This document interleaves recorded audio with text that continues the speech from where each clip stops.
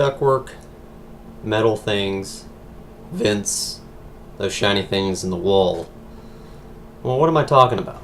I'm talking about HVAC, or as many people call it, AC, simply put.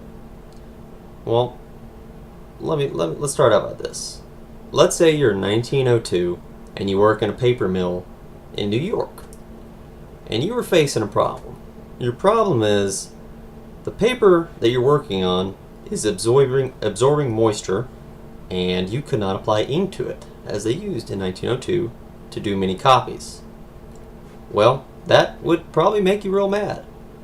This is the problem that Willis Carrier faced. He worked for a company named Sackett Wilhelms Lithographing and Publishing Company. A mouthful for today's standards.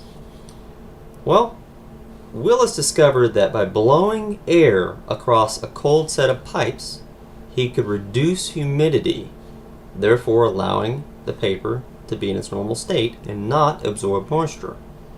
But this had a really, really unique side benefit that he did not expect. It cooled the air in the building.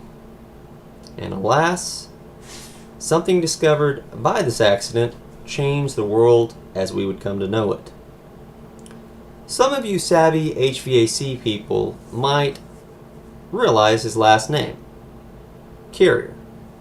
Don't be ashamed if you don't. Most people don't unless they're in the business. But if you think about it one more time, his last name of Carrier, that should be your hint. Well, Willis Carrier started the company Carrier Air Conditioning of America, which manufactures, you guessed it, HVAC, and still operates to this day. And what name do you think they go by? Well, they go by the name of Carrier. And Carrier is synonymous with Trane, York, McQuay, Goodman, as most people have on their houses, Amana, etc. And they all are big boys in the HVAC game. I happen to work for one of those aforementioned companies, Trane. What Carrier did, Willis Carrier did, is create a whole new era of comfort while indoors. Mostly for the wealthy of that time, because you have to think, in 1902, before it really came out, it took about 10 years, 1912, 1913, for the first home AC unit to be created. That first unit was 7 foot high, 6 foot wide, 20 foot long, and cost roughly $10,000 to $50,000 depending on which one you got. Now, in today's standards, that'd be about $120,000 to $600,000 of money. That's a lot of change. The first one ever installed was installed at a house for a wealthy man who probably never appreciated it because no one ever lived there. Well, another thing happened around that time frame. Fast forward to 1931. Two gentlemen by the name of H.H. Holtz and J.Q. Sherman. I'm not sure why they have to do that J.Q., H.H., M.O., abbreviate their names, but they invented something else that we still use today, just like the home AC. And that's the mobile AC, or, AC for your car, truck, vehicle, whatever you do. It made those hot days back in 1931 real easy, at least for those who could afford it, because again, you had to be wealthy to afford a car with HVAC. Even all the way up, realistically, to the 70s, AC wasn't exactly standard. That was a luxury to have.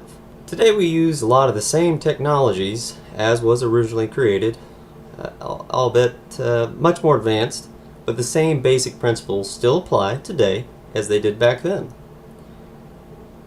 Even now, after what we consider, AC to be the best it can be, there's still new technologies on the horizon that are, at least to someone like me who is in the business and who deals with it on a day-to-day basis, quite exciting. They have magless, they have oil-free, magnetic bearing, all these kind of different technologies that to everybody probably doesn't make any sense, but it's quite exciting because it creates a whole new way we look at AC and how it works. At least in the commercial sense, because that's what I deal with. Even on the residential side, they have quite a few technologies, outside air, automation, that's making it much more economical to upgrade your system for a cost savings benefit.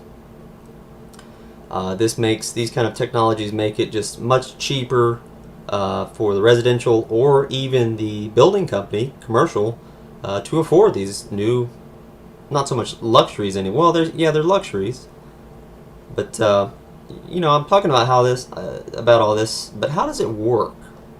Well, something like your AC unit, because that's mostly what you know.